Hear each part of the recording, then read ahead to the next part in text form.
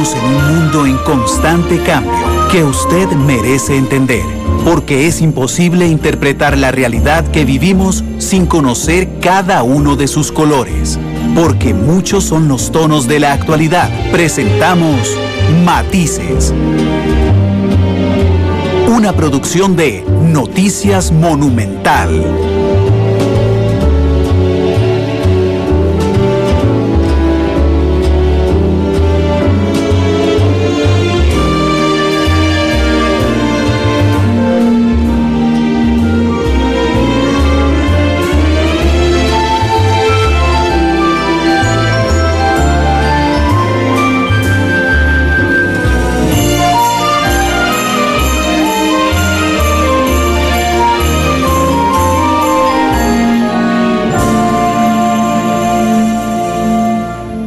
De la tarde con 6 minutos, ¿qué tal? Muy buenas tardes, bienvenidos a Matices, este programa de Radio Monumental, que es una producción del Departamento de Noticias, en el que analizamos los temas que son noticia en Costa Rica y en el mundo. Muchas gracias por estar con nosotros en este primer programa de la semana. Hoy invité a don Otto Guevara a compartir conmigo en Matices para preguntarle varias cosas. ¿Qué está haciendo? ¿Qué va a hacer? En una coyuntura muy interesante. Don Otto, bienvenido, ¿qué tal? Muy bien, muy agradecido, Randa, por la invitación. Aquí estamos en un día frío de diciembre. Está muy fresca la tarde. Lo veo usted con suéter y yo también. Sí, y los dos de azul, eso me alegra. Noto, 20 grados es la temperatura en este instante. Realmente está muy fresco para la hora. Así es. Pero bueno, bienvenido. Gracias. Gracias a ustedes que nos acompañan. Les recuerdo que nos pueden escuchar en vivo, 93.5 en FM.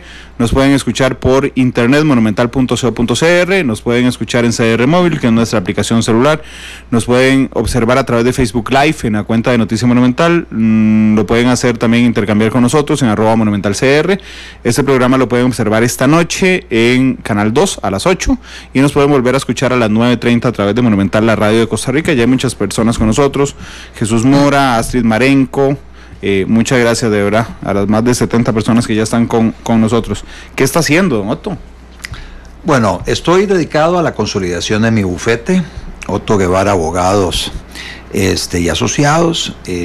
Ha sido varios meses que he buscado profesionales para amalgamar un grupo, y un grupo con un ADN especial: es defender a los costarricenses contra los abusos del Estado en todas sus manifestaciones, ya sea gobierno central, pero también instituciones autónomas y municipalidades. Entonces, dedico una buena parte de mi tiempo a esa parte, al ejercicio profesional. También he conformado una asociación pro derechos de consumidores, contribuyentes, asegurados, administrados y propietarios, con el propósito también de representar a intereses difusos, a conglomerados, para ir al contencioso administrativo a defenderle de los abusos del Estado. Entonces sigo siempre en la lucha por la libertad, en la lucha por los derechos de las personas, pero ahora desde el ámbito estrictamente jurídico, judicial, jurisdiccional, administrativo. ¿Ya ha judicializado alguno? Mira, he llevado, en estos momentos lo que he hecho es acciones de inconstitucionalidad contra cláusulas abusivas de convenciones colectivas. Presenté 22. ¿La del CINAR la ganó? La del CINAR, sí, pero esa la había presentado siendo diputado. Sí. Pero recientemente presenté 22 acciones de inconstitucionalidad contra cláusulas abusivas de convenciones colectivas, y básicamente mandándole una señal al Ejecutivo, diciéndole: mire, si yo con escasísimos recursos estoy haciendo esto, ¿usted por qué no instruye a la Procuraduría General de la República para que haga lo propio? Para que vaya y agarre las 72 convenciones colectivas, busque las cláusulas abusivas e interponga acciones de inconstitucionalidad. Básicamente le estoy mostrando el camino al presidente Alvarado de qué es lo que debe hacerse, y más con todos los recursos institucionales que él tiene a su haber, que es precisamente el acceso a la Procuraduría General. Pero esas acciones las pone usted de mutuo propio, o tiene un cliente que le paga por eso. Esta es básicamente parte del tiempo que yo le dedico a esto, un producto de unos ahorros que yo tenía, entonces dedico tiempo a hacer eso. Por otro lado, sí he hecho algunas acciones de inconstitucionalidad para algunos clientes, que está a nivel ya de revisión para presentarla en estas semanas. Entonces estoy litigando un poco más en sede contenciosa, en la sala constitucional. Y luego, ahorita nos tomó su rato inscribir la asociación. La asociación se llama PRODECAP, la Asociación Pro Derechos de Consumidores, Contribuyentes, Administrados, Asegurados y propietarios.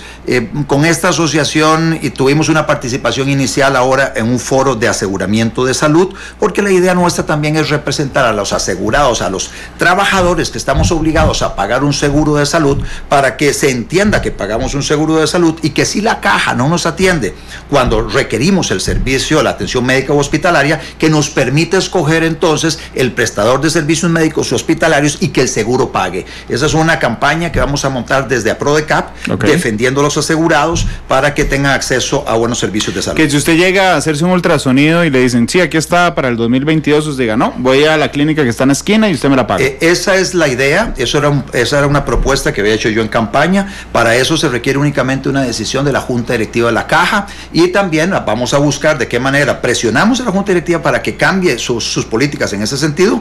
También hay un proyecto de ley que habíamos dejado presentado, no lo han puesto a despacho lamentablemente los diputados actuales, pero fue elaborado por el Sindicato de Enfermeras del San Juan de Dios en esa dirección, y básicamente decía, mire, si para un procedimiento diagnóstico como podría ser unos rayos X, una tomografía, una mamografía, la caja se está tardando mucho, más de un mes, le dan al paciente la oportunidad de ir privadamente a hacerse el estudio, lo trae y entonces, bueno, luego viene la atención con el especialista.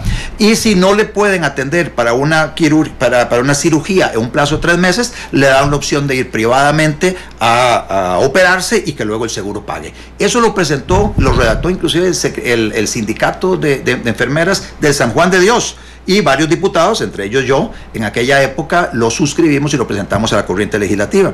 Entonces, eso, digamos, del lado de reforma legal o de reformas de la Junta Directiva de la Caja. Y si no, también está la vía contencioso-administrativa y la vía constitucional. En sede constitucional, lo que se ha logrado a lo largo de miles de amparos que se han presentado en los últimos años es que la Caja adelante, que obliguen a la Caja a adelantar la cita, pero aún así no es suficiente, y nosotros lo que buscamos desde la asociación es que la gente tenga derecho a que se le atienda cuando lo requiere, y si la Caja no está en condiciones de hacerlo, que el seguro pague. Entonces usted va a la Bíblica o va a la Clínica Santa Mónica o Santa Lucía, o va donde el doctor Orlich a operarse la catarata, o va donde el doctor X, Y, Z para atenderse, y que el seguro pague, porque pagamos un seguro, los asalariados pagamos un seguro, y el tema es que exigir la contraprestación por el seguro que pagamos. Le voy a leer algunos comentarios que han entrado. Astrid Marenco dice buen programa, Jesús Mora dice saludos, dice Jesús. Mónica Poltronieri, un saludo para don Otto. Saludos, doña Mónica. Edgar Herrera, saludos desde Alajuela. María Bastos también saludos.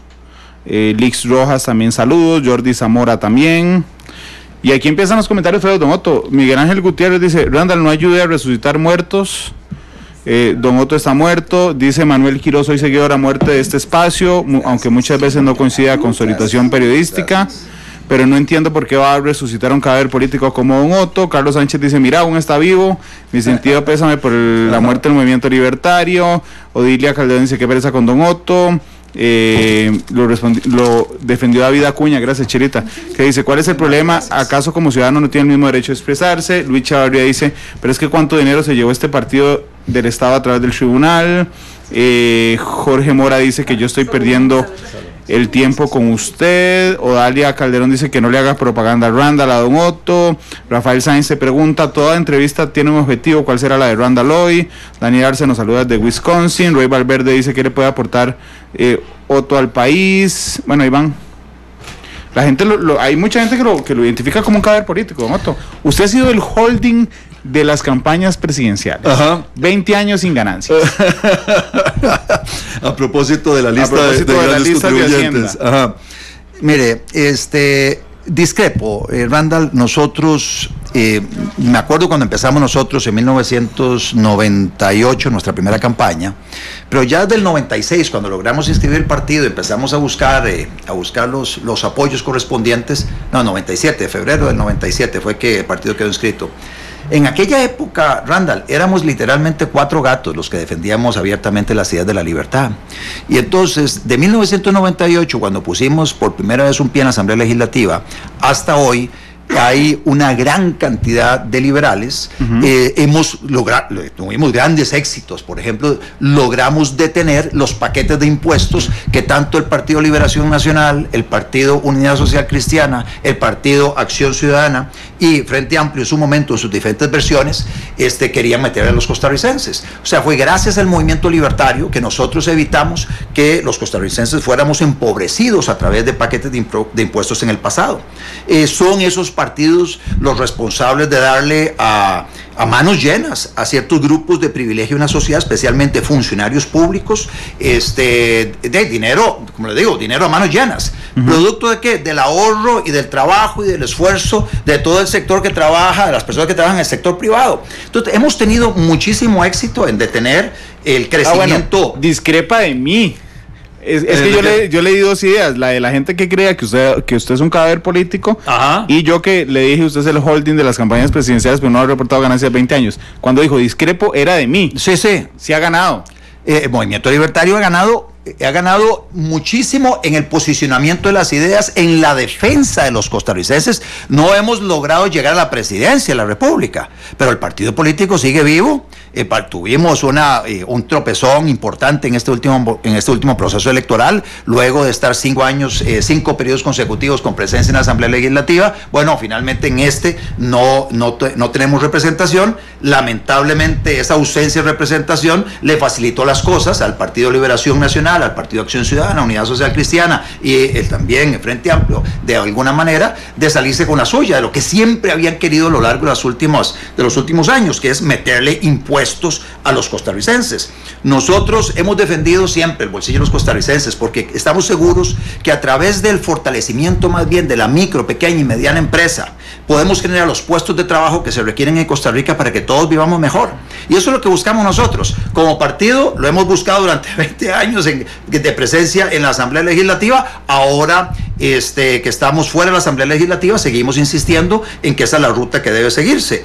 Y por eso hablamos de que hay que hacer reformas estructurales, hay que cerrar entidades del Estado, hay que racionalizar los pluses salariales que se le pagan a los empleados públicos, hay que reducir la planilla del Estado y unificar los 14 regímenes de empleo público en uno solo. Y para todo esto dejamos proyectos de ley presentados, esperando que ojalá este gobierno, ahora que dice que le va a entrar el tema de empleo público, que de verdad esté hablando en serio. Y ahí tiene un insumo que se los ponemos y se los ofrecemos con muchísimo gusto para que no pierdan tiempo y no partan de cero. Ahí ya dejamos presentado el proyecto de empleo público, dejamos presentado otro proyecto de eliminación del enganche salarial en el tema de los incentivos médicos, dejamos presentada una ruta para eliminar las cláusulas abusivas de convenciones colectivas. Así que el presidente tiene ahí herramientas para poner orden en empleo público. Ojalá lo haga. Bueno, ahí discrepó conmigo, ¿verdad? Porque me dijo, sí, no, Randall, si hemos ganado algo, no soy holding de los últimos 20 años del movimiento libertario.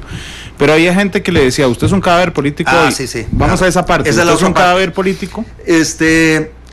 Viera que yo ya tengo algunos años en esto de la política, ya activamente en el movimiento libertario, como le dije, desde el 94, 95. Y anteriormente tuve un pequeño paso por la Unidad Social Cristiana. En mi casa, siendo chiquillo, escuchaba a papá conversando de política porque él estuvo en la Democracia Cristiana en los 70s y luego fue diputado en el 82.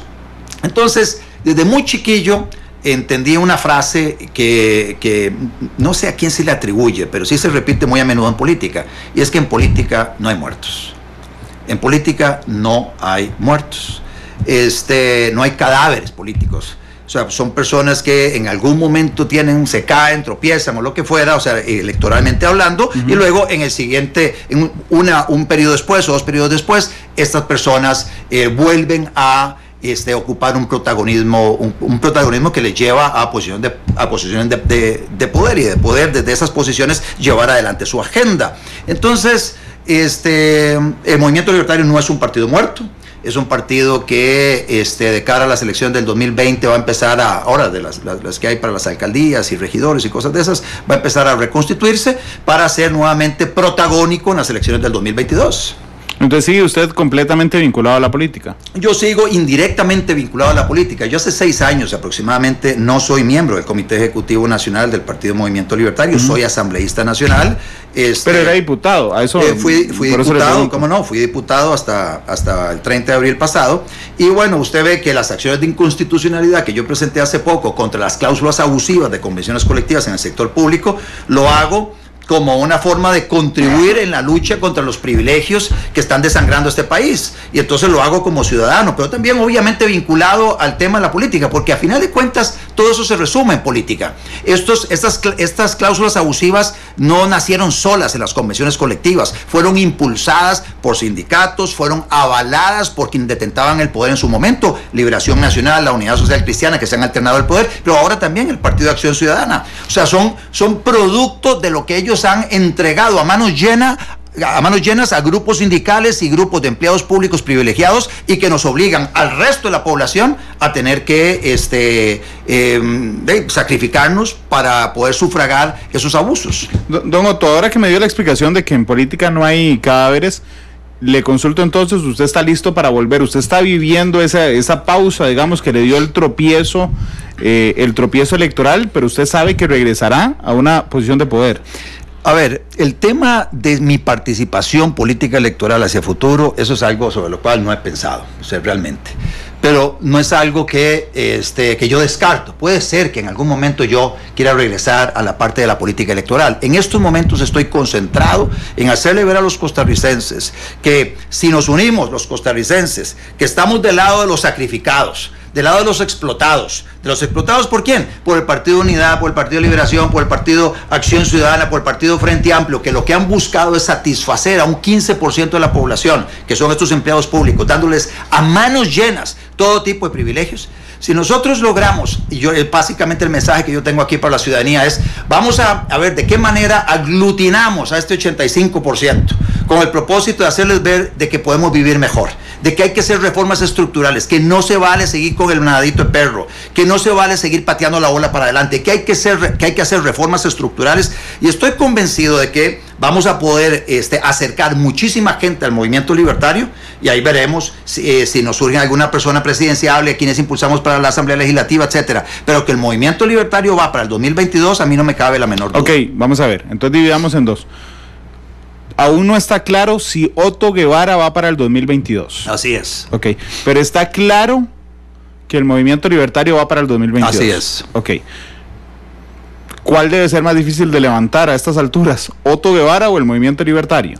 Bueno, obviamente el Partido Movimiento Libertario tiene ciertas cargas financieras.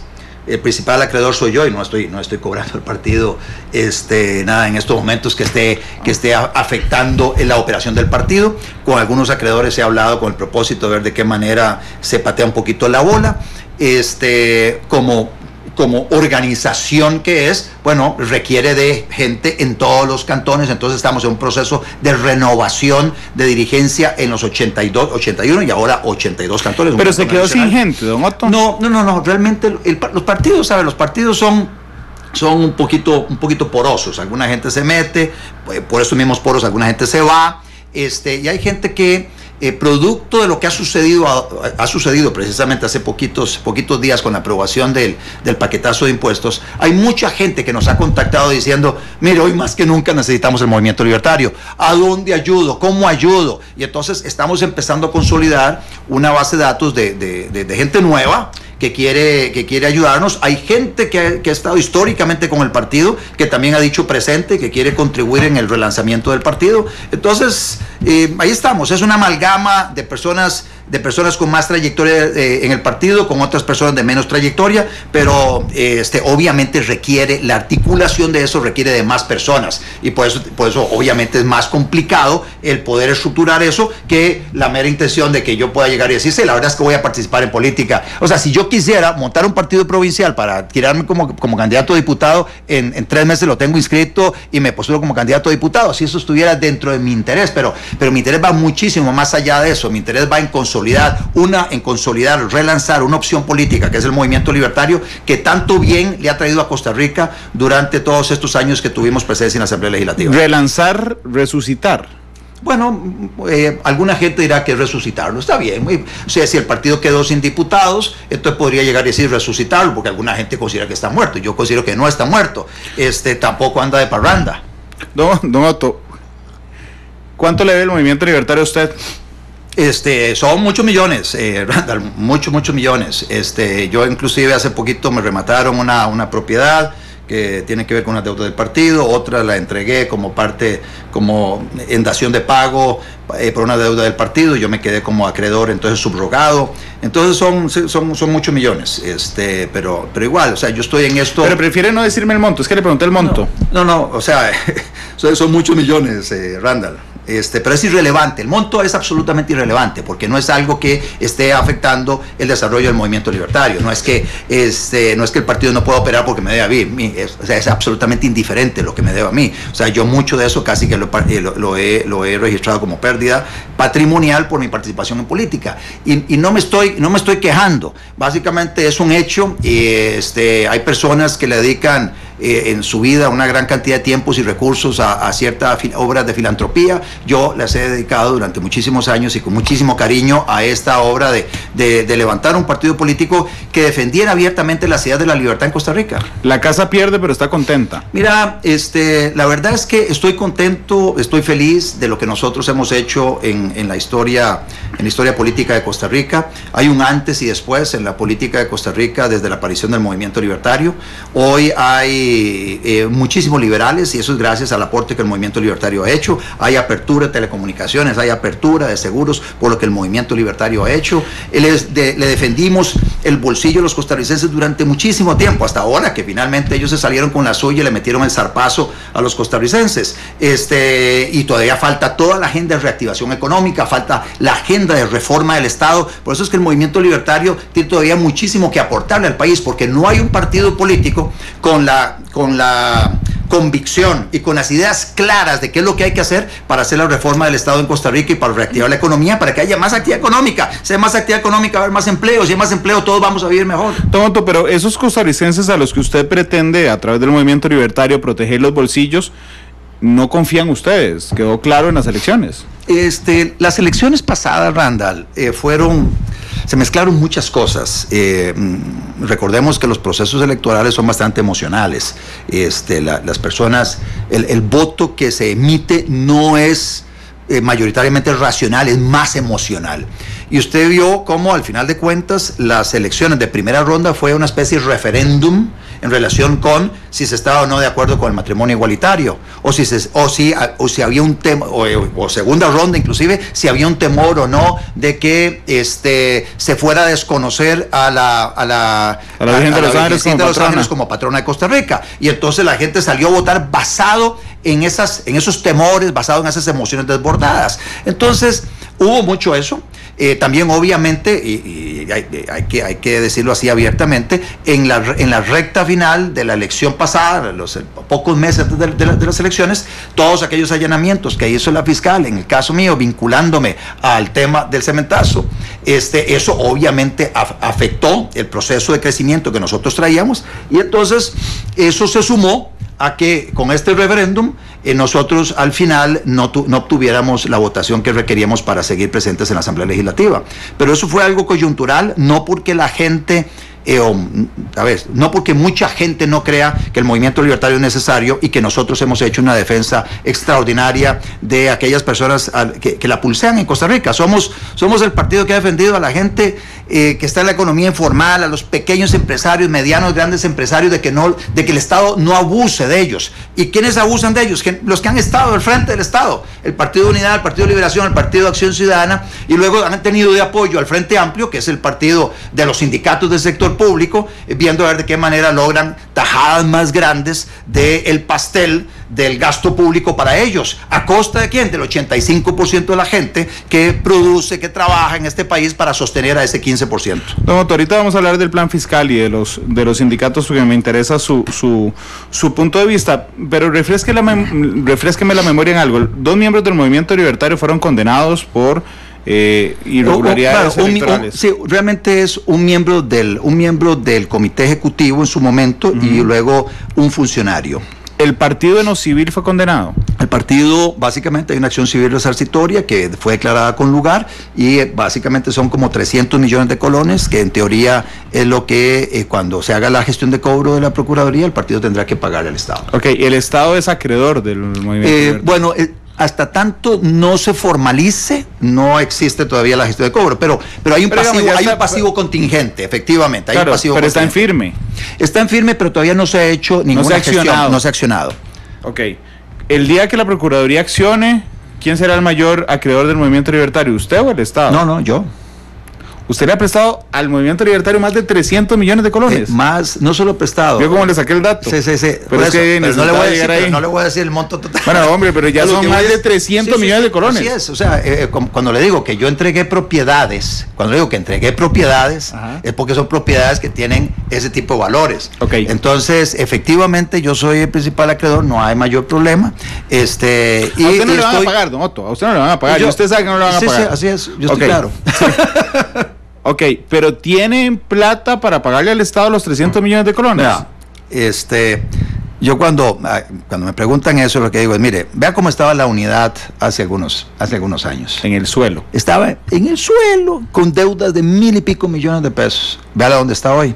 O sea, se requiere de un proceso electoral exitoso para generar que los flujos, ya sea de donaciones, porque las donaciones permiten que luego al partido, luego de un proceso electoral, cuando se dé la liquidación, le quede dinero en las arcas, y con ese dinero en las arcas puede empezar a hacerse abonos a deudas que hubieran en el pasado.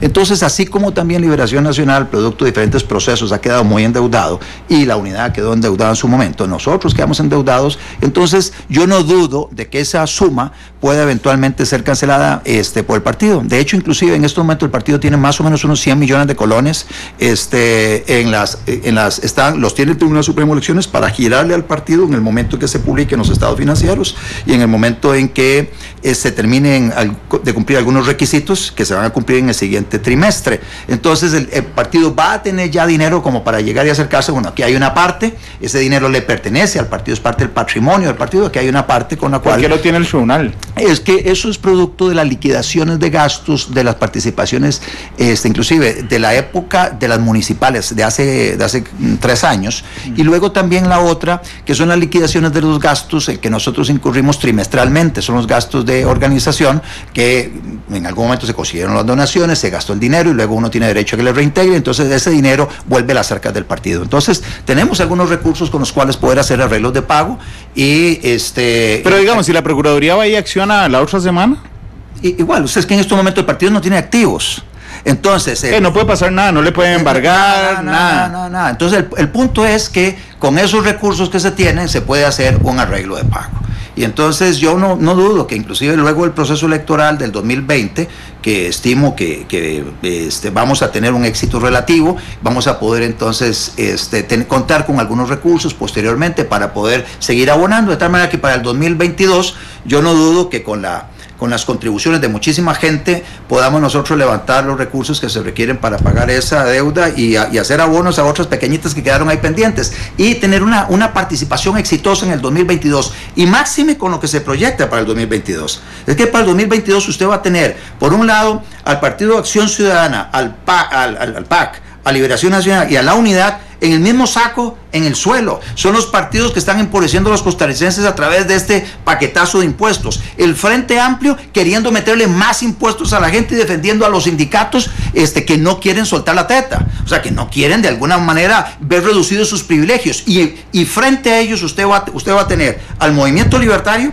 señalando básicamente cuál es la ruta a seguir, que es cerrando instituciones, abriendo mercados, apertura unilateral del comercio, o sea, la simplificación de trámites, pero de verdad, unificando los 14 regímenes de empleo público. Y usted va a tener a Juan Diego, por otro lado, donde básicamente lo que busca es arreglar las cosas sin arreglarlas, sin hacer propuestas de reformas estructurales. Entonces esas son las opciones que usted va a tener para las próximas elecciones. Bueno, de hecho, en esa coyuntura me parece muy paradójico, don Otto, realmente se lo iba a plantear, que es en el momento de mayor debilidad electoral, si medimos el éxito con los logros electorales, de mayor fracaso del movimiento libertario, el caldo de cultivo se hace, o la coyuntura, se hace afín al principio libertario de no más impuestos. De no más impuestos y también de las reformas estructurales que hemos impulsado siempre. O sea, es el no más impuestos.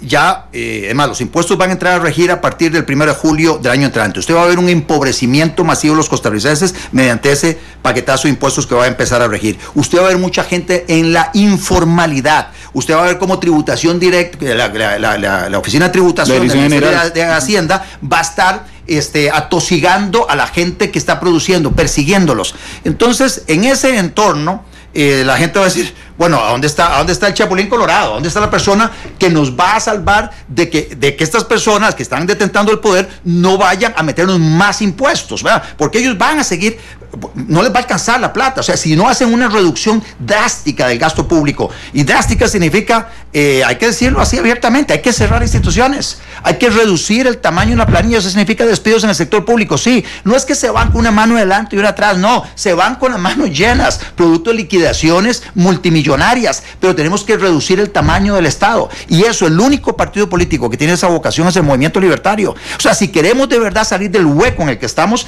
es a través de las ideas liberales, es a través de las ideas que ha impulsado el Movimiento Libertario por 20 años, y por eso es que yo siento que cuando hago esa visión retrospectiva y me ubico en 1998 o 97, cuando hicimos esa campaña, el entorno de aquella campaña era un entorno muy complicado, porque los problemas no eran tan graves como los que tenemos hoy. Sí. Y usted lo señala muy claramente, la coyuntura de hoy es más propicia que nunca para las ideas libertarias, y más con el historial que tenemos nosotros como partido político. O sea, nosotros no somos un nuevo por conocer, somos un viejo y bueno conocido. Pero además llegan, vamos a ver, otra particularidad es que llegan otros protagonistas que no estaban en las últimas campañas hasta esta, don Otto, los partidos evangélicos.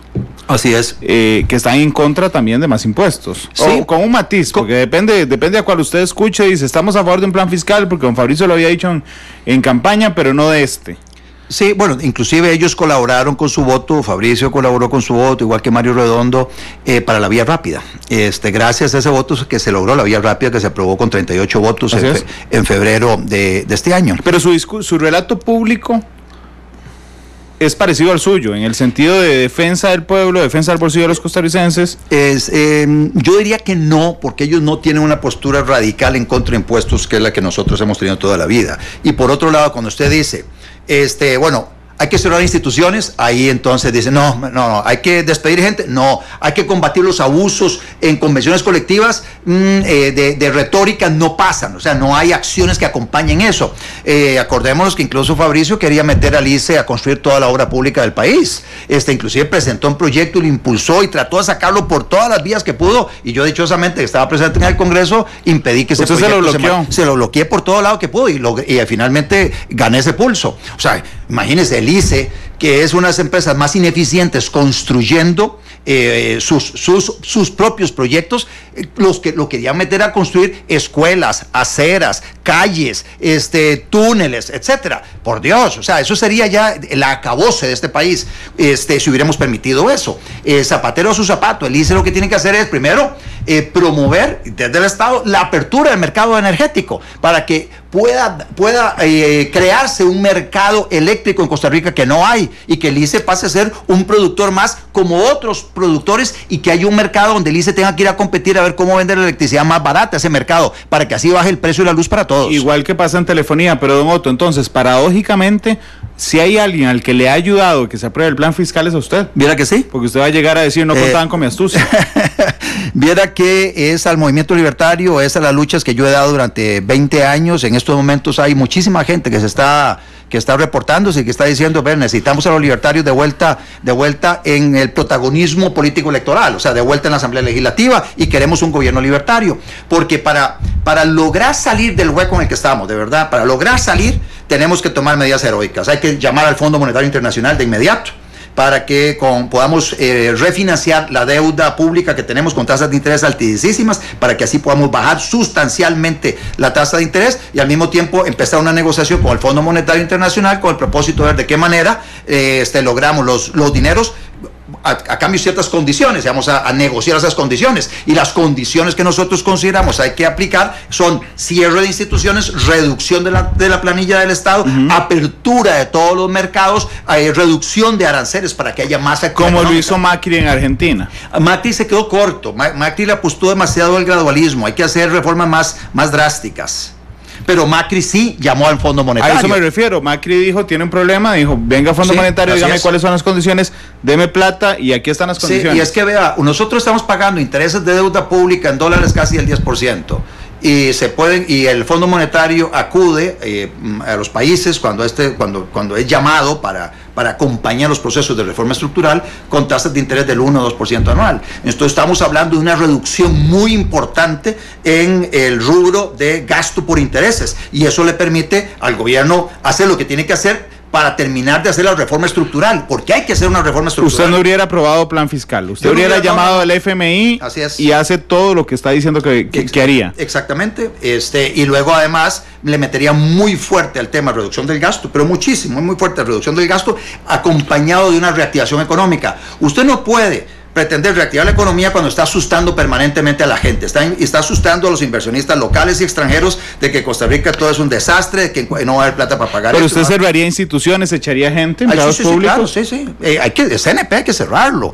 En Recope sobran como 400 personas. En la Asamblea Legislativa sobran como 400 personas. El IFAM yo lo cerraría. Infocop yo lo cerraría. O sea, hay una serie de entidades que yo cerraría. Hay un montón. Es más, dejé presentado un proyecto de ley que se llama Gobernar sin excusas, que yo elimino 50 juntas directivas de órganos de desconcentración máxima y los convierto en órganos de desconcentración mínima, y con eso también se ahorra muchísimo personal, porque entonces hay oficinas duplicadas. Usted tiene oficinas de recursos humanos, departamentos legales, auditorías, asuntos administrativos, etcétera, en todos estos órganos de desconcentración. Entonces la idea es, al acercárselos al jerarca, usted elimina todo ese montón de puestos. Usted lo que hace es consolidar, tener economías de escala. Eso lo propusimos, hay un proyecto de ley en esa dirección. Don Otto, en este instante el país, ideológicamente hablando, se ha quedado sin derecha económica. Y dije económica porque un día eso estaba entrevistando a alguien y dije la derecha, y me dijo, no me diga así porque es que la gente piensa mal. No, derecha económica, el Movimiento Libertario es un partido de derecha económica. Bueno, nuevamente, como le decimos a la gente cuando nos pone calificativos, es, dígame qué entiende por derecha, y yo le digo sí. De un estado más chiquitito. Si derecha se entiende por un estado más pequeño, por un estado que promueve la competencia en todas las actividades económicas, por un estado con impuestos bajos, únicos, uniformes, integrado al comercio mundial sin aranceles. Si derecha se entiende por eso, yo feliz con el término. Por eso le dije económico, por eso le puse el apellido, desde la derecha económica. Pero es que usted ve la Asamblea Legislativa en este momento y prácticamente no tiene ningún representante de derecha económica. No hay. Digamos, el PUSC en el papel debería serlo, pero no lo es. Hay algunos atisbos en algunos diputados, pero no nadie. Son los menos centros, por decirlo de alguna forma, pero tenemos partidos de centro como el PAC, partidos de centro y centroizquierda, Liberación. Vamos a ver, una parte del PAC a la izquierda, una parte en el centro, una parte de Liberación en el centro, una parte de la izquierda, el Frente Amplio en la extrema izquierda, los partidos evangélicos. Uno podría ubicarlos un poquito más alejados del centro, pero en algunos otros temas se mueven, digamos, indistintamente, y nos hemos quedado en el mapa político nacional sin nadie de derecha. Y entonces los liberales, si me permite el sinónimo, han optado por tener varias fuerzas ahora. Entonces tenemos un partido, el de Eli Feinstein, por ejemplo, tenemos otro partido que el otro día vino doña Natalia Díaz, y tenemos al Movimiento Libertario, ¿verdad? ¿Es momento de unirlos por las ideas libertarias o van a ir restándose apoyos entre ustedes? A ver, es muy prematuro todo esto. En estos momentos, a mi juicio, cada partido liberal que en estos momentos hay en el país tiene muchísimo que aportar en el campo de las ideas. Entonces usted va a ver una cantidad de actores liberales que están metidos en política electoral, y otros que están fuera de la política electoral. Usted los va a ver más activos en diferentes foros, formando opinión y presionando para que se den las transformaciones que requiere el país. Y eso en buena hora que está sucediendo. Y por eso yo le digo, cuando nosotros arrancábamos esto hace 20 años, pues no, éramos 3, 4, 5 pero además eran únicos. Es que eran únicos. Lo que quiero decirles es que antes uno decía... Porque no había gente. Bueno, ahora hay más organizaciones. Hay más organizaciones, justamente, y más organizaciones electorales, don Otto. Sí. Entonces, veremos a ver qué pasa, Randa, en los siguientes 2 años en relación con todo el espectro político electoral, porque hay no solo esos partidos que usted menciona, hay otros partidos que están en proceso de formación. De hecho, de los 13 partidos que participamos en el último proceso electoral para la presidencia, de los 14 inscritos con derecho a participar para la presidencia, muy probablemente que para el 2022 hayan tal vez unos 6 más. Entonces vamos a tener unos 20 partidos políticos. Y ahora, ¿qué va a suceder con la oferta electoral? Si va a haber alianzas o no entre unos y otros, es algo que muy probablemente se empieza a discutir. Pero don Otto, por eso, más allá de las alianzas electorales, digamos 2021. Sí, porque es para 2022. Más allá de las alianzas electorales, el tema de la defensa de las ideas liberales, a eso me refiero, deberían de enfocarse en unirse.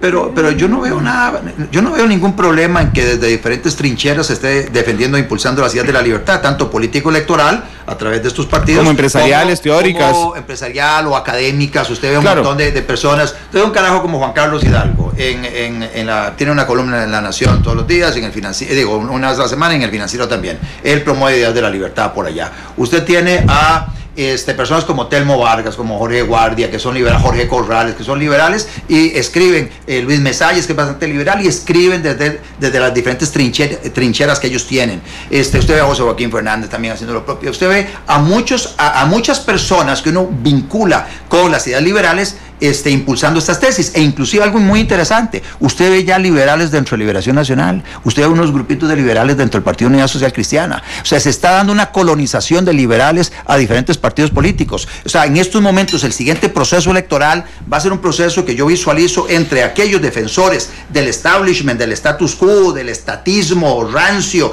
de privilegios para unos pocos a costa de todos los demás, y por otro lado, nosotros defendiendo a este pueblo explotado por parte de este otro grupo, y que ha sido apoyado en el pasado por estos partidos políticos, viendo a ver de qué manera nos liberamos de esas cadenas y de qué manera hacemos las transformaciones que requiere el país para que todos, absolutamente todos, vivamos mejor, que es a final de cuentas lo que justifica nuestra participación en política, que todos vivamos mejor. Es que le hice esta pregunta porque un día de esos que estuvo aquí Natalia Díaz me decía, más y más gente se salió del movimiento libertario y se fue con nosotros. El partido de Don Eli va creciendo también. Entonces, ¿hay una generación espontánea de personas liberales o se están corriendo de fuerzas políticas? ¿Salió la gente corriendo del movimiento libertario? No, yo diría que no. Hubo algunas personas que tenían una simpatía con Natalia y siguieron con Natalia. Hace algunos años alguna gente salió y estuvo con Eliezer en su proceso de formación del Partido Liberal Progresista. Hoy en nuestro partido alguna gente que salió regresó, y lo más importante, se ha nutrido y se está nutriendo de mucha gente nueva. Pero hay un parteaguas con la aprobación del plan fiscal. O sea, es decir, como que antes de la aprobación del plan fiscal, bueno, ahí estaba la cosa, pero se aprobó el plan fiscal y despertaron un montón de liberales diciendo, ojo lo que está pasando, tenemos que movernos. No, yo creo que ya desde antes de que se aprobara el plan fiscal había un protagonismo muy grande de muchos liberales llamando la atención en relación con lo que estaba pasando. Algunos inclusive terminaron apoyando el plan de impuestos, básicamente diciendo, bueno, no queda otra, vamos a tener que apoyar esto, pero si había un pero muy grande, pero tienen que venirse las reformas estructurales. Así que gobierno, vea, le vamos a tomar la palabra, cúmplanos, etcétera. Yo es que ya conozco a estos estatistas y la verdad es que ellos, si pueden patear la bola, la van a patear, y realmente tengo mis dudas de que vayan a metérsele a estas reformas estructurales. Ve inclusive las condiciones que pone el POSC para apoyar esto. Mire, sí, vamos a apoyar, y el gobierno tiene el compromiso de presentar una propuesta de empleo público. Presentar. Una cosa es presentar y otra cosa es aprobar. Cuando la gente ya empieza, y aquí los verbos empiezan a jugar un rol muy importante. Si el gobierno llega y dice, yo ya cumplí, yo presenté la iniciativa, está en la Asamblea Legislativa, allá tiene sus propios tiempos y no sé qué cosas más, pero no le mete el pie en el acelerador y no logra amarrar a las otras bancadas para que del presentar se convierta en una clara disposición de aprobar en un plazo muy corto una reforma integral de empleo público que conlleva inclusive sumar 38 voluntades para aprobar una vía rápida para su aprobación. Hasta que yo no vea eso, la verdad es que yo mantengo un escepticismo sobre la intención del gobierno en relación con la reducción del gasto y las reformas estructurales. Voy a abrir una caja de Pandora. Sí. ¿Qué le ha parecido al gobierno? Un gobierno tiene luces y sombras. Hablemos de las luces primero. Sí, tiene luces. Se sostuvo con el tema de la huelga. Se sostuvo. Se le paró a los sindicatos. Mira, se sostuvo. Y eso es algo muy importante, no solo en estos momentos, digamos, lo que demostró ahora, sino hacia el futuro. En el pasado, los sindicatos hacían cualquier aleteo y de inmediato el gobernante de turno, llámese Miguel Ángel Rodríguez o Abel Pacheco, Oscar Arias, Laura Chinchilla, se diga, y Luis Guillermo Solini, se diga, con solo que los sindicatos se pusieran algo, de inmediato eso generaba que se retiraran proyectos de ley de la Asamblea Legislativa, que ni siquiera se caminara en esa dirección, que no se les tocara sus privilegios y todo lo contrario, seguían dándoles a manos llenas. En esta oportunidad se paró y demostró que si hay voluntad se puede sacar adelante una agenda de reformas estructurales. Y es interesante, voy a hacer aquí un pequeño paréntesis. Me han dicho, es que esas reformas que ustedes plantean son políticamente poco viables. Y entonces le digo, ¿cómo? Políticamente poco viables. Sí, es que hay mucha gente que se opone. Los sindicatos, por ejemplo, se van a oponer a que se cierren instituciones y a que se despida gente del sector público. Ajá. Y dígame una cosa. Y aprobar un plan de impuestos donde usted tiene al 100%, prácticamente el 100% de la población en contra, excepto un grupito muy pequeño de empresarios y un grupito muy pequeño de gente vinculada a quienes detentan el poder.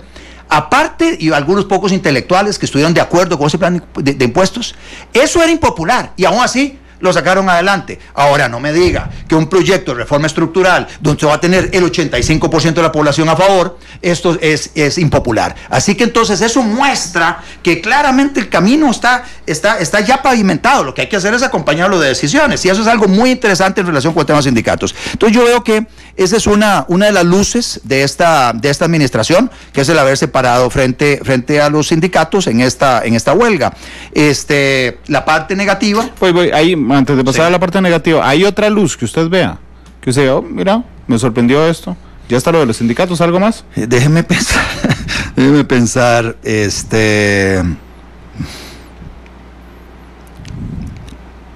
viera que no se me viene.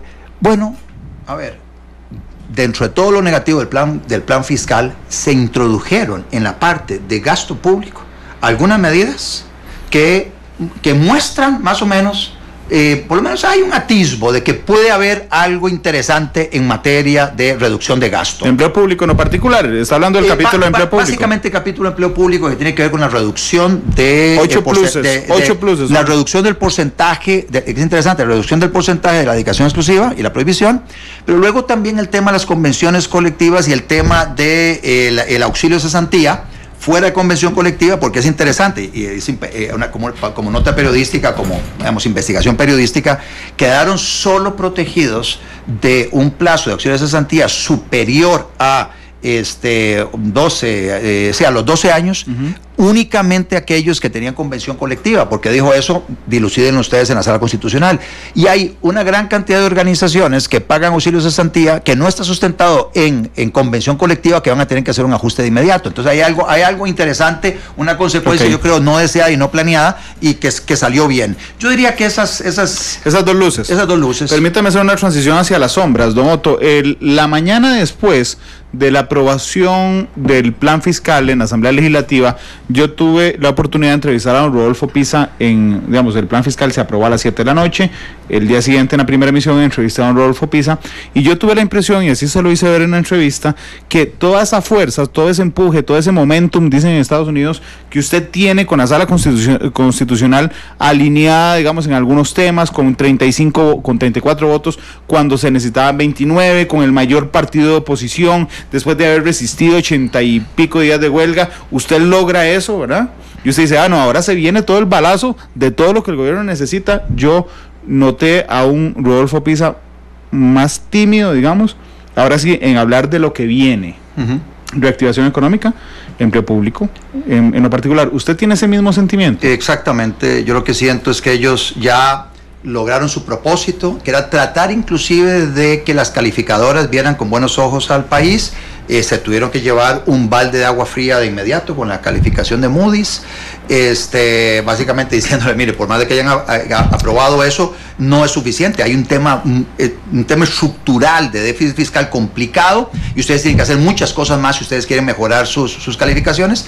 Pero veo a Rocío Aguilar, la ministra de Hacienda, y el gobierno impulsando un mayor endeudamiento, los 6,000 millones de dólares, un poquito para seguir pateando la bola, y entonces eso yo lo veo como señales de que no se quieren comprar las broncas que se requiere comprarse para hacer las reformas estructurales que requieren nuestro país. Yo podría aún más personalizarlo, don Otto, porque después de la aprobación del plan fiscal le he hablado con algunos personajes políticos donde noto algunas discordancias, digamos, en el discurso. Le voy a poner un ejemplo. Carolina Hidalgo, la presidenta de la Asamblea Legislativa, el otro día estuvo aquí, el día siguiente a la aprobación del plan fiscal, y yo le noté la intención, por lo menos en relato público, de decir de una vez, empleo público, de una vez reactivación económica, esto y esto y esto y esto. Carlos Ricardo Benavides, jefe de fracción de Liberación Nacional, exactamente. Y entonces yo dije, mira, los dos, y particularmente doña Carolina, tienen muy claro aprovechar el momento, pero usted se desplaza de la Asamblea y se va al Poder Ejecutivo y nota otras dos cosas. Doña Rocío Aguilar, ministra de Hacienda, también muy clara, me parece a mí, en eso, pero la parte política, no técnica del gabinete, entiendas, el presidente y el ministro de la Presidencia, más sostenidos en cuanto a estos temas. Así es, pero vea el caso de Carolina Hidalgo, la presidenta del Congreso que usted menciona. Si ella está convencida de que lo que viene ahora es de verdad entrarle al tema de empleo público, ella desde la presidencia del Congreso podría impulsar una revisión del personal que tiene la Asamblea Legislativa. Podría llegar y decir, ¿sabe qué? Vamos a dar el ejemplo nosotros en casa. Y ser consistente. En la Asamblea Legislativa. Y entonces vamos a decir, bueno, a partir de tal fecha inclusive no se paga dedicación exclusiva y vamos a hacer una revisión con el propósito de qué manera hacemos un adelgazamiento de la planilla de la Asamblea Legislativa. Le doy un ejemplo.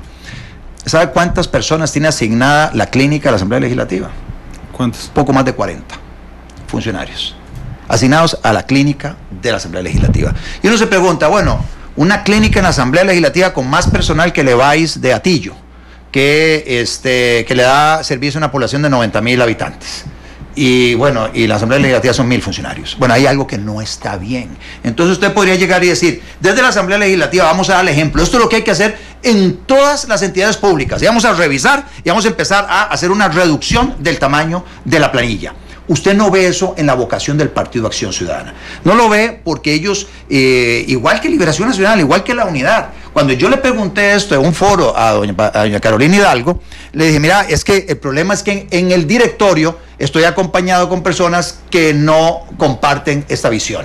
Bueno, pero ella podría llegar y exhibir a aquellas personas que no comparten esa visión. Es exactamente lo mismo que el impuesto a las cooperativas.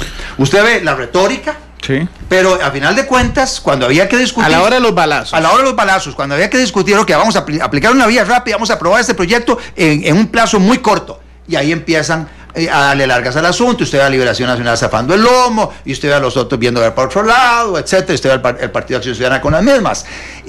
Lo mismo con el tema del enganche salarial, la ley de incentivos médicos. Entonces dejaron por fuera los incentivos médicos en el sector privado, que está haciendo que inclusive los servicios médicos en Costa Rica sean de los más caros de la región, y estemos perdiendo oportunidades de atraer turismo médico a Costa Rica por esa ley perversa de incentivos incentivos Entonces médicos. a veces se van por puro discurso. Es mucho discurso. Yo tengo muchos años estar ligado a la Asamblea Legislativa, entonces se van en pura pose. Don Rodolfo Pisa, el ministro de la Presidencia, y el presidente, me parece que no, aquí voy a aclarar antes de que me caigan de que soy un pack lover, que siempre me caen de la misma manera, me parece que no han sido contradictorios en su discurso porque su discurso ha sido muy sostenido.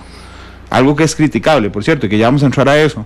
Pero en el caso de doña Carolina, que ha sido como decir, vamos de una vez con todo, aprobemos esto. Bueno, usted le plantea el reto, bueno, si es tan consistente, vamos en lo que puede hacer usted de una vez y empieza en la Asamblea Legislativa. Igual pasa con el tema de la ministra de Hacienda. Ahora sí voy a caer en el presidente y en el ministro de la Presidencia. Le dije a don Rodolfo, ¿cuándo estará la propuesta ahora sí de empleo público? La esperamos en un mes, o sea, por Dios, tienen todo a favor. La sala cuarta unánimemente, don Otto, sí. y dice y dice justamente don Rodolfo, el presidente quiere convocar un diálogo social. Eso es como pasar la eliminatoria mundialista de una manera brillante. Ajá. Y ir a pelarse el chacalín al mundial. Bueno, esa búsqueda del diálogo social, a ver, hay que ser claros, hay que ser muy claros. Usted va a llegar y va a reformar el Estado, va a reformar los 14 regímenes de empleo público en uno. ¿Con cuál propósito? Básicamente con el propósito de aplicar reglas del derecho laboral privado al derecho laboral público, a las relaciones laborales en el sector público. Eso significa jornadas de 48 horas a la semana, significa vacaciones de no más de 2 semanas al año, significa eliminar licencias sindicales, o sea, significa que las horas extras se pagan a tiempo y medio, en fin, es aplicar las reglas del Código de Trabajo en las relaciones de empleo público. Y usted no tiene que ser así como un tipo brillante para darse cuenta que los sindicatos no van a estar de acuerdo con eso. O sea, el diálogo social con ellos para transformar la ley de empleo público, lo único que va a hacer es darles el pretexto de seguir pateando la bola. Es comprar tiempo. Es que vea la estrategia, don Otto, es que yo creo que usted no la ha logrado determinar. A ver. La estrategia de ya llevábamos 86 días de huelga. Entonces, que se acabe la huelga, todos entramos en paz, y en marzo cuando presentemos, o en abril cuando presentemos, o en junio cuando presentemos un proyecto de empleo público, pues nos enfrentamos a otra huelga de 86 días o más, en lugar de aprovechar la que está vigente. Eso es lo que... Totalmente de acuerdo. Eso es lo que yo no entiendo. Totalmente de acuerdo con usted, pero además no solo eso, están en vacaciones. ¿Usted se imagina a estos dirigentes sindicales y a empleados públicos, especialmente vinculados al magisterio, a lo que es el Ministerio de Educación Pública, que tiene como 90,000 funcionarios? ¿Usted se imagina a ellos en huelga ahora en la época de vacaciones? Ni ellos se lo imaginan, ¿no? Por eso, entonces era el momento, pero por Dios, ¿qué esperaba? Rodolfo Pizza y Carlos Alvarado, el proyecto de ley de empleo público, ahí está. Además, yo les dije, mire, ahí está, yo los he presentado. Duré 2 años redactando un proyecto de ley general de empleo público que es comprensivo, inclusive hasta condescendiente, porque dice que es para nuevos empleados públicos, donde básicamente dice, a partir de ahora, todo el mundo que se contrate, estas son las reglas del juego. Y entonces, inclusive, no hablaba de salario único por categoría salarial, que es a lo que deberíamos ir, se dejaba un poquito ciertas bandas, para que en esas bandas se pudieran ubicar las diferencias entre una entidad pública poco compleja y una entidad pública mucho más compleja, y el tipo de profesional que se requiere para esas labores. Bueno, ese es un documento, un texto que se puede utilizar como base de discusión, y que obviamente ellos con sus asesores pueden mejorar sustancialmente.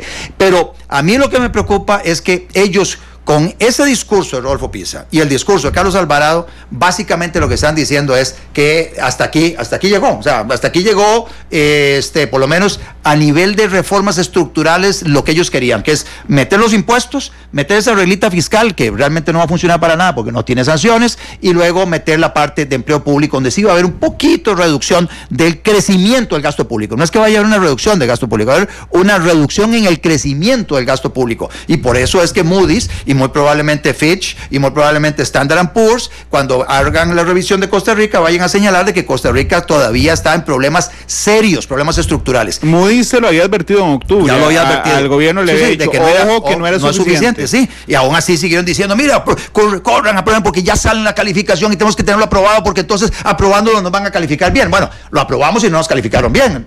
O sea, nos dijeron, mire, ustedes deben muchísimo reformas estructurales a nivel de reforma del Estado, y que nuevamente es reducción de la cantidad de entidades. Es más, dentro de poco voy a hacer una conferencia de prensa donde voy a anunciar cuántas entidades públicas hay verdaderamente en Costa Rica. Son más de 330. Se lo tiro como primicia por lo pronto. ¿Cuántas son? Muchos más, porque hay que meter la Junta de Educación, hay que meter otras entidades mucho más pequeñas. Son muchas más.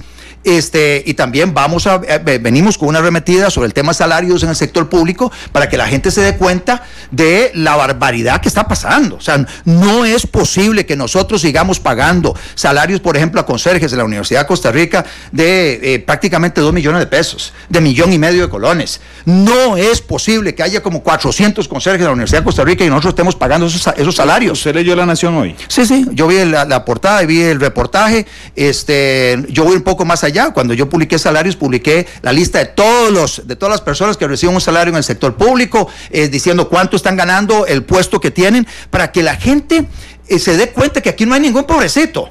Porque siempre en el pasado es, no, hombre, pobrecito, ¿cómo lo vas a despedir? Pero por Dios, no te estás dando cuenta que está ganando 1,5 millones, 2 millones de pesos al mes, trabajando 35 horas a la semana o 40 horas a la semana, con un mes de vacaciones y con otro montón de pluses salariales y beneficios. Pobrecitos somos nosotros que somos los que tenemos que pagar esos salarios. Ahora que me dio la primicia de la conferencia de prensa, don Otto, yo lo siento, estoy hablando hoy con todas las intenciones de ser candidato presidencial 2022, ¿por qué no me da la primicia de una vez?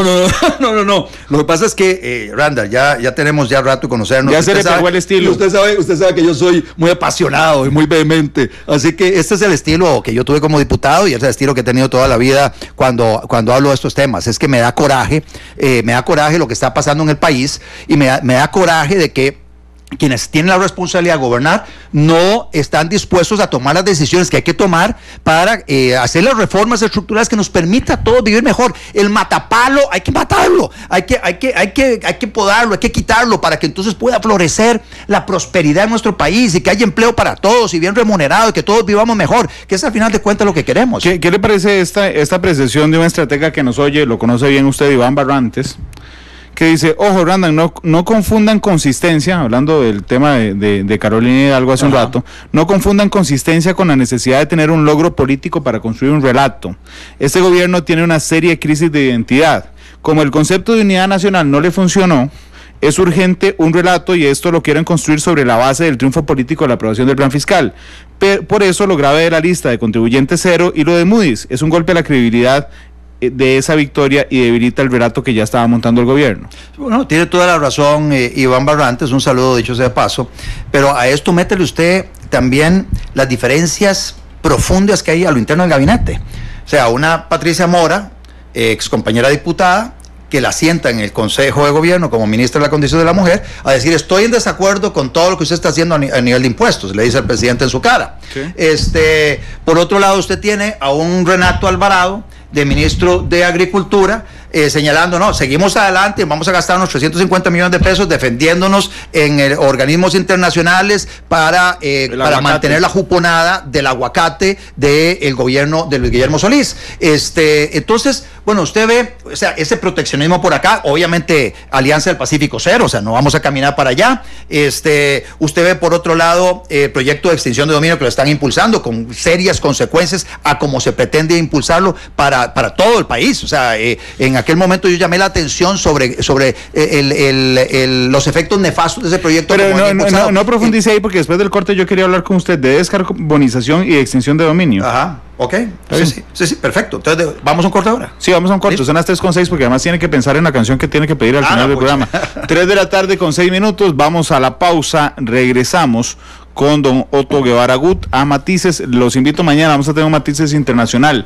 El Matices Internacional trata sobre AMLO, Andrés Manuel López Obrador, el nuevo presidente de México, que se enfrenta a México como país a un escenario incierto y a un escenario inédito en su historia. Nunca han tenido un gobierno como el de López Obrador. Constantino Urcullo estará con nosotros mañana hablando sobre ese tema. Son las 3:07. Vamos a la pausa y volvemos.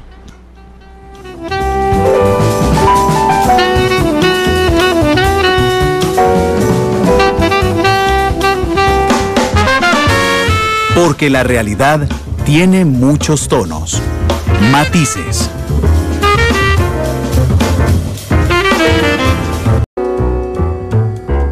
Matices, por Radio Monumental.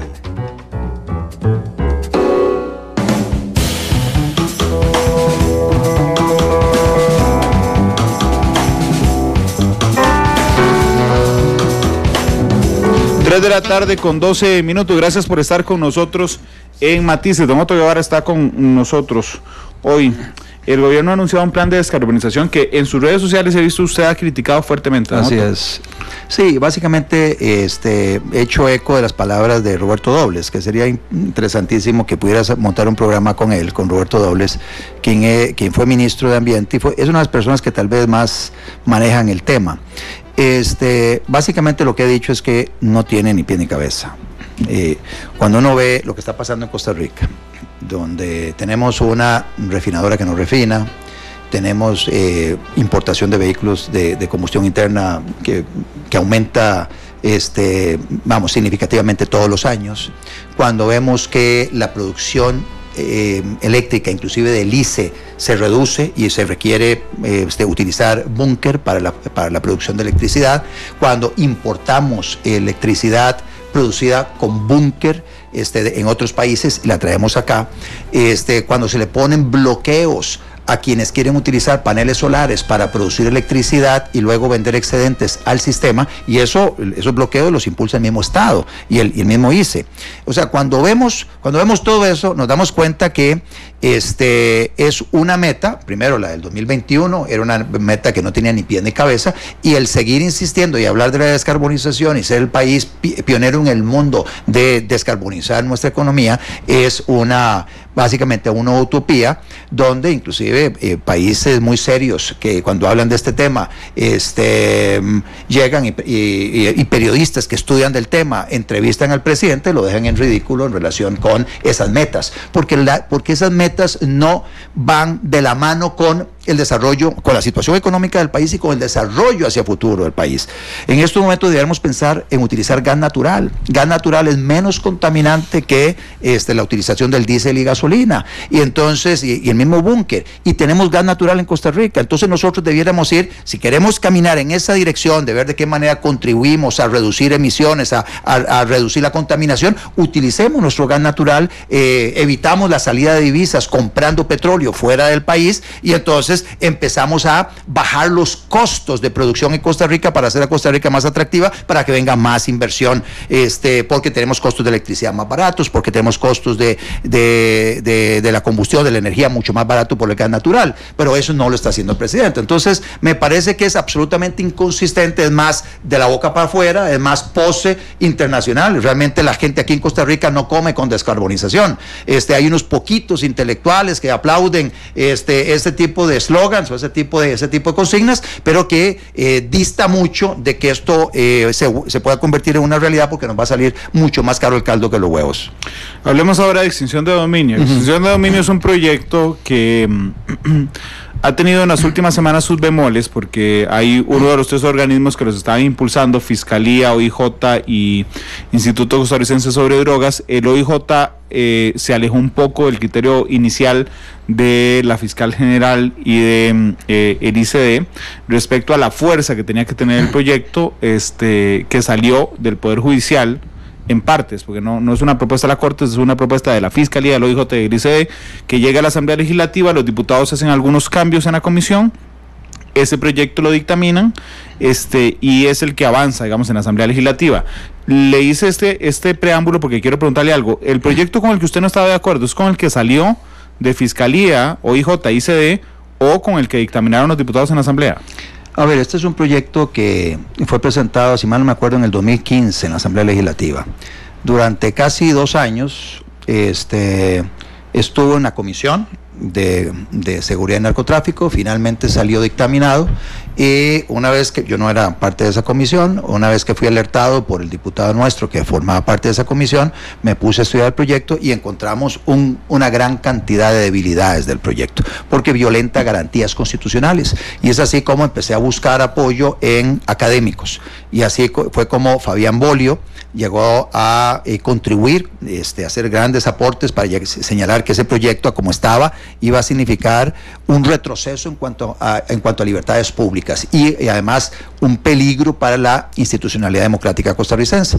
Luego Jaime Ordóñez también hizo sus participaciones, luego Pablo Barahona también se sumaron a hablar en contra del proyecto. Luego tenemos a toda la facultad, casi yo diría que prácticamente todos los docentes de ciencias penales a nivel de posgrado de la Facultad de Derecho de la Universidad de Costa Rica sacaron un comunicado de casi 14 páginas señalando todas las debilidades del proyecto. Eso hizo que precisamente en esta mesa, Ronnie Monge, exdiputado Ronnie Monge y yo, discutiendo sobre el tema con doña Amelia Rueda en la mañana, en su programa Nuestra Voz, aquí convinimos en que se le diera un espacio para reestructurar el proyecto. El proyecto entró en reestructuración. Yo presenté un proyecto alternativo. Yo presenté un proyecto de extinción de dominio, porque estoy de acuerdo en la extinción de dominio, pero respetando garantías constitucionales. Entonces, extinción de dominio con respeto de libertades públicas o garantías constitucionales. Entra esta administración, retoman el proyecto y finalmente sacan un dictamen, ese dictamen el 6 de noviembre.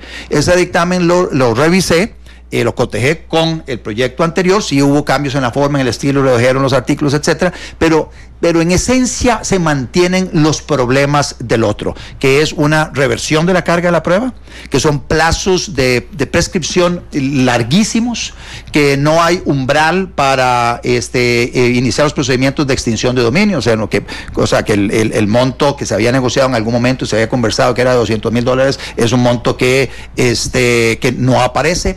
Luego, por otro lado, hay situaciones como que si a un extranjero es condenado fuera del país, se le quitan todos los bienes que tenga en Costa Rica, los extinguen a favor del Estado. Todos los problemas de administración de los activos que son confiscados de esa manera por el ICD, se mantienen todos esos problemas, todo el debido proceso. Entonces, hay una gran cantidad de violaciones a las libertades públicas, y ese proyecto es un proyecto que hay que verlo con lupa, porque es un proyecto que puede acabar con la institucionalidad democrática de Costa Rica, puede hacer que mucha gente decida no invertir en Costa Rica por la existencia de una ley como esta, que le podría dar herramientas a la administración para poder básicamente incautar bienes sin demostrar la culpabilidad de ningún delito. Que ese es el tema peligroso, o sea, ¿cómo le va a quitar algo si usted no le ha demostrado a esta persona que está metido en cosas ilícitas? Pero, don Otto, cuando uno le argumenta la reversión de la carga de la prueba a los impulsores del proyecto, entiéndase el fiscal general, el ICD y el OIJ, le dicen a todos, no, es que es un proyecto que ataca capitales, ¿verdad? No es un proceso penal, sino es un proceso administrativo, si se quiere, es una jurisdicción nueva que tiene que ver con capitales y no con la persona. Es decir, la persona podría quedar incólume del proceso, pero si no puede probarlo, se le extingue. Sí, pero entonces vea usted que inclusive, el derecho civil establece que esta computadora es suya. O por lo menos que este teléfono que está acá es mío, estos anteojos son míos, esto es mío. La posesión básicamente vale para efecto de determinar quién es el propietario de un determinado bien. Con esta ley, si alguien dice, no, mire, eso no es suyo, usted demuestre cómo fue que usted adquirió eso. Y entonces, y además vamos a ir hacia atrás una gran cantidad de años, e inclusive si eso fue construido por su familia y luego fue heredado, usted tiene que demostrar cómo fue que su papá, cómo fue que su abuelo construyó ese patrimonio. Entonces, ya no es que la propiedad ilícita, se presume más bien toda propiedad privada como ilícita hasta tanto uno no demuestre que es lícita, cuando eso violenta un principio fundamental de que a uno le tienen que demostrar que uno está en algo indebido para que lo puedan sancionar, o en este caso que le puedan decomisar la propiedad. Esta es una discusión importantísima. Ya varios estados en Estados Unidos que en algún momento adoptaron figuras similares están echando para atrás por los problemas que esto ha generado. A nivel de corte superior en los Estados Unidos también ha habido cierta reversión de la pretensión de lo que hoy tienen el ICD, especialmente en Costa Rica. Entonces es un tema que hay que verlo con cuidado, con parsimonia, e involucrar también no solo en la discusión del proyecto a los promotores, sino también sería bueno que escucharan a la Facultad de Derecho de la Universidad de Costa Rica a nivel de ciencias penales en posgrado, ya sea maestría o doctorado, para que escuchen lo que ellos tienen que decir sobre el tema, porque esto de verdad puede ser algo que ahuyenta inversión, aumenta la inseguridad jurídica en Costa Rica y le da demasiado poder a unas entidades que eventualmente pueden poner de rodilla a todo el mundo en Costa Rica. Pero a sus ojos, ¿qué pretenden los impulsores entonces? Bueno, ellos lo que pretenden es tener herramientas para combatir, dicen ellos, delincuencia organizada. Pero usted ¿qué cree? Lo que pasa es que el camino a los infiernos está empedrado de muy buenas intenciones.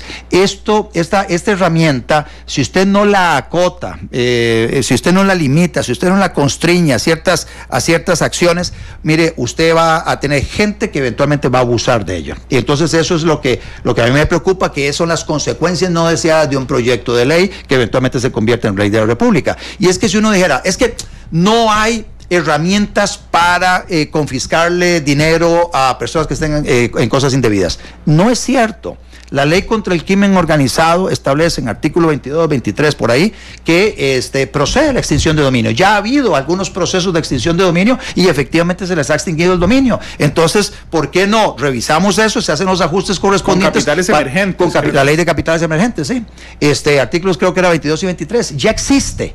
Ya existen disposiciones sobre el tema. O o más bien busquemos qué han hecho los europeos sobre la materia y entonces traigamos lo que los europeos han hecho con el propósito de mejorar nuestra legislación y no lo que están haciendo los colombianos, hondureños y salvadoreños, que realmente han generado muchísimos problemas en su aplicación, pero además tiene una consecuencia, secundaria, y es la utilización de esta herramienta para poner de rodillas a un dirigente sindical que se levanta, a un dirigente empresarial que se levanta, a un formador de opinión, a un medio de comunicación que está tal vez muy crítico al gobierno. Lo pueden poner de rodillas con una ley como esta. Don Otto, si uno ve a Costa Rica ahí puesto sobre el mapa, ¿cuál es la nube negra que podría extenderse sobre el país? ¿Cuál es la principal amenaza de Costa Rica hoy? En estos momentos la principal amenaza es el desequilibrio que tenemos en las finanzas públicas. Esto es inmanejable, Randall. O sea, no es posible que con el dinero que toda la gente trabajadora aporta mediante impuestos se pueda pagar a este grupo de empleados públicos tan grande, esta cantidad de pensiones de privilegio, esa corruptela que se va en contrataciones innecesarias o sobrevaluadas. No hay manera en el mundo que esa plata alcance. Y mientras no se haga una reforma estructural, mientras no achiquemos el tamaño del Estado y al mismo tiempo reactivemos la economía como corresponde, vamos a estar como sociedad bien jodidos. Si usted fuera presidente del FMI, ya estaría aquí. Por supuesto que estaría aquí. Ya. Sí, hace rato, casi que uno de los primeros actos de gobierno ha sido llamar al FMI, al Fondo Monetario Internacional. Don Otto, muchas gracias por haber venido. No, hombre, con mucho gusto, muchas gracias por la invitación. No le pregunté la canción del corte comercial. Bueno, volver. Hombre. Y no me quiere decir que va a ser candidato. El partido va a volver a tener representación en la Asamblea Legislativa y va a jugar un rol protagónico y va a ganar las próximas elecciones. Y usted va a ser jefe de fracción, ¿no? No sabemos a dónde estaré yo, pero estaré siempre ayudando y apoyando para que en Costa Rica seamos más libres y todos vivamos mejor. 3:25 p.m. Mañana Matices Internacional. Hablaremos sobre México. Volver. Suena en Matices a las 7, la tercera emisión de Noticia Monumental. El Hacienda depositará pasado mañana el aguinaldo, el miércoles. 3:25. Hasta luego. Feliz tarde.